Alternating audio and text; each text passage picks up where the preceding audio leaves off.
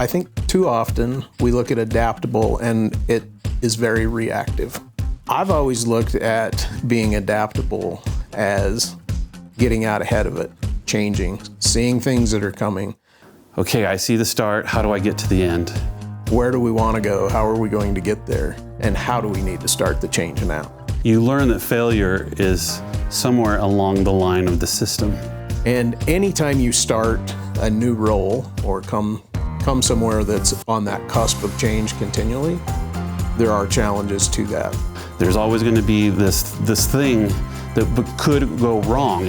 And the biggest challenge is trying to get everybody to see the vision and to get on board, because we tend to want to go back to what we've always done. Henry Ford said, if you always do what you always did, you'll always get what you always got.